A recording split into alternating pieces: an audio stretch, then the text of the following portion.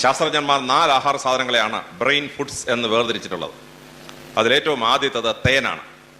1/2 spoon തേൻ കഴിച്ചാൽ ഒരു 3 മണിക്കൂർ സമയത്തേക്ക് നമ്മുടെ തലച്ചോറ് 2 ഇരട്ടി ബുദ്ധിയായി പെരുമാറുന്നതാണ്. രാവിലെ 9 മണിക്ക് ക്ലാസ്സിൽ പോകുന്നതിന് മുമ്പ് ഒരു 1/2 സ്പൂൺ തേൻ കഴിച്ചിട്ട് ക്ലാസ്സിൽ പോവുക.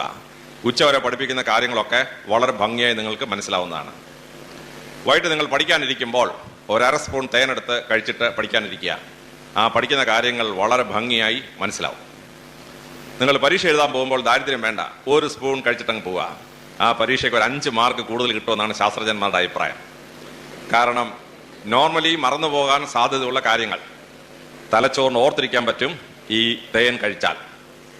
2 തരം തേനുണ്ട്, വൻതേനും ചെറുതേനും. ഇതിൽ ചെറുതേനാണ് വൻതേനേക്കാളും ഓർമ്മശക്തിയും ബുദ്ധിശക്തിയും കൂട്ടാനുള്ള കഴിവ് കൂടുതലുള്ളത്. കാരണം പഞ്ചസാര കലക്കി വെച്ചാലും വൻതേന്റെ തേനീച്ച നക്കിക്കൊണ്ട് പൊക്കളയും. പക്ഷേ ചെറുതേനുണ്ടാക്കുന്ന തേനീച്ച പൂക്കളിൽ നിന്ന് മാത്രമേ തേൻ ശേഖരിക്കുള്ളൂ. ഈ പൂക്കൾ സസ്യലോകത്തിന്റെ ഗർഭപാത്രങ്ങളാണ്.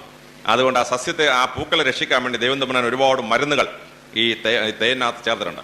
തേനീച്ചയെ തേൻ വലിച്ചു കുടിക്കുമ്പോൾ ഈ മരുന്നുകളും കൂടി അതിന്റെ ഉള്ളിലേക്ക് പ്രവേശിക്കുക. അങ്ങനെയാണ് നമുക്ക് ഈ തലച്ചോറിന് ബുദ്ധിശക്തി ഉണ്ടാവുക.